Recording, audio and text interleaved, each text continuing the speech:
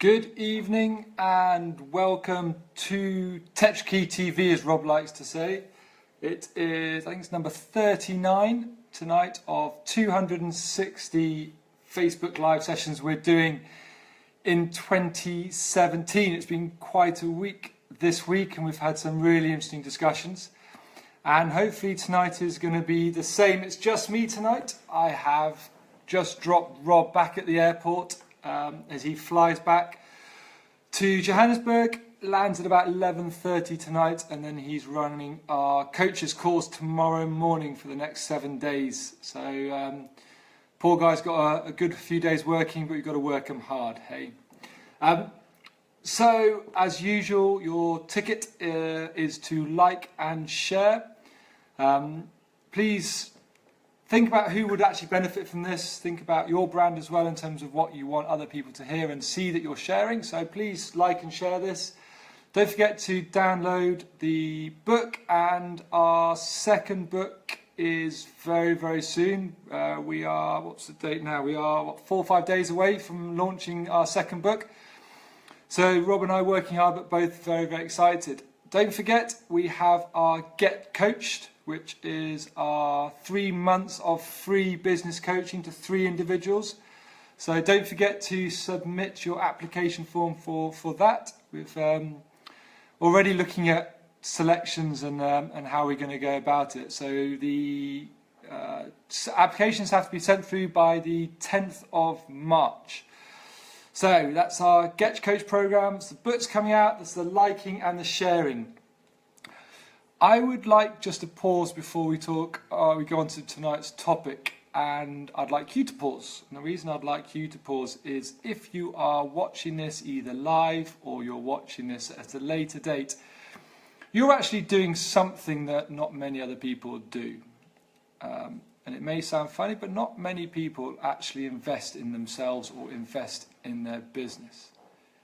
Let's just pause for 2 seconds. What you're doing is actually investing in your growth. You're investing in you as an individual, and you're investing in you as a person. So let's pause and stop about that for 2 seconds. Rob and I were in Durban today, and we ran a couple of sessions. We had about a 2-hour session with a group of independent financial advisors. And I challenged them to do one thing, and I'm challenging you to do one thing tonight as well. I'm challenging you, starting Monday, to put 1 hour into your diary, which is called thinking time. It's an hour in your diary called thinking time. And you turn everything off. You turn your iPad off, you turn your Androids off, you turn your phone off, you close your laptop, you lock yourself away for 1 hour. Just 1 hour in a week. That's all I'm challenging you to find, is that 1 hour, and think about you and your business. No distractions, nothing. Do not respond to an email during that hour. Think about where your business is currently and where you want it to go. I've worked with clients before who've said, Mark, on a Sunday night, I cannot go to sleep because there are so many things going through my head, and I get to the office on Monday and I freeze because I do not know where to begin. My simplest piece of advice to them is pause for an hour and think about your business. Think about your value proposition, think about your brand, think about what it is where you want to add value today. So that's my hour challenge for you, but that's not what we're going to talk about tonight. We're going to talk about me, myself and I. Now, I advocate quite a lot about trying not to talk about your story, trying to get others to tell about their story, but you're investing your time to listen to Rob and myself. Who are Tetrakey? Who is Mark Hopkins? So tonight I'm going to share a little bit about myself, my past, and why I'm here talking to you, and share a couple of stories that you can think about and how they possibly could apply to you. So I'm going to talk about 2 or 3 events that happened in my life and shaped me. And I'm going to tell you about my learnings and lessons from those events and how I still utilise them on a daily basis. So the first event I'd like to share with you is when I was 12 years old. 12, I went on holiday to an island in the Mediterranean called Mallorca with my family and another family. And on that holiday we were staying at a villa, and there were 3 or 4 boys and my sister. We were being looked after by an adult while the two sets of parents went away for the afternoon. During that time we were jumping and playing around in the pool. Pool, lilos and children, sometimes not the greatest mix. I was lying on a lilo and someone felt at that point that they wanted that lilo. They jumped on me. Unfortunately, they jumped on me in a way that broke 4 ribs and ruptured my spleen. Obviously my folks were out. My sister looked after me till my parents came home, took one look at me, called the ambulance, rushed me to the hospital, and luckily my spleen was saved. And I have some memories of that time where the doctors were talking to my parents about my chance of survival. And something as a 12-year-old to be overhearing a doctor saying that there's some chance that he might not pull through there. About 6 months later, that journey and that conversation had an impact on me. And I couldn't sleep. So I went to speak to someone and they gave me this analogy around your mind and your brain being just like a shoe shop. So I'd like to share you with my shoe shop story. So we've all been into a shoe shop. You walk into the shoe shop and you see the shoe that you like. So you pick up that one shoe and you go to the sales assistant and you go, please can you get me the other shoe? Now what we don't see as customers is obviously walk into the back of the shop and there are beautiful shelves all lined up with that boxes in exact order, so the assistant can go to the exact right shelf to find the exact other box to get the other shoe and bring it to me to try it on. Works smoothly, and that's how our mind and brain can operate. We know where things are, we have our mental models that have been built up over time, and it sometimes allows us to deal with situations because we've experienced that in a different place or a different environment, and our brain makes those connections together. So our brain sometimes works a little bit like a shoe shop.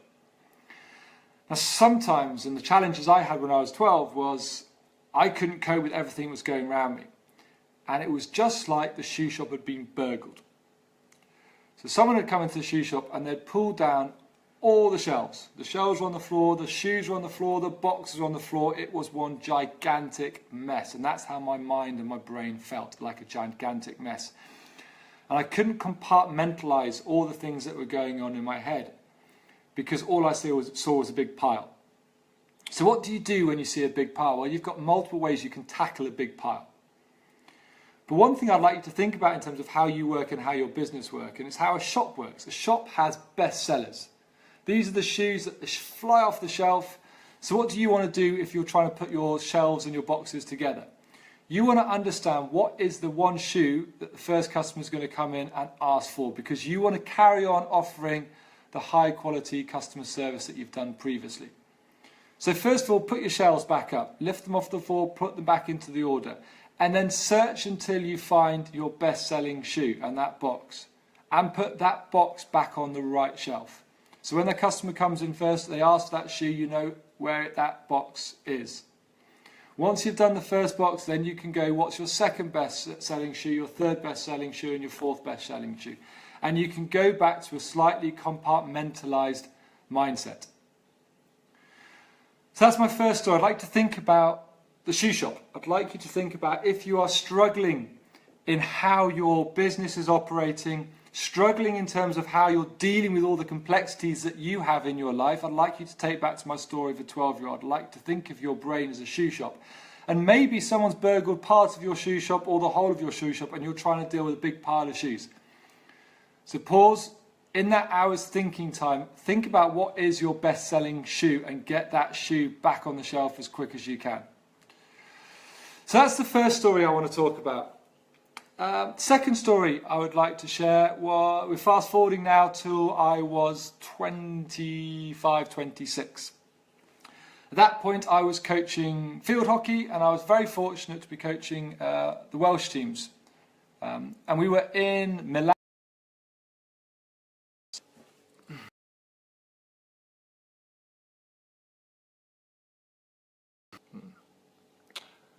We're back. So, there we go, we're back. So yeah, European semi-final in Milan against Switzerland.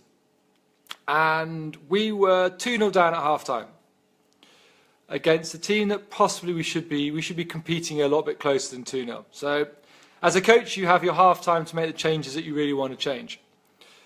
So I brought the team into the change room, and as I was walking into the change room, I was in a dilemma. And normally you've got a clarity in terms of what message you want to get through. But I was in a dilemma. My dilemma was, do I do the calming, controlled, we can fix it environment, or was I going to do the hairdryer, shouting, screaming environment?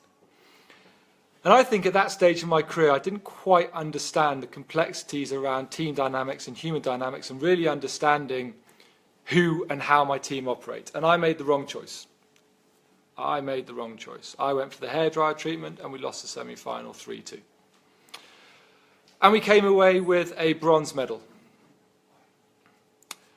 One of my regrets is that was not spending enough time and investing enough time in really and truly understanding at those key moments in performance what were the parameters of a decision that I wanted and had to make.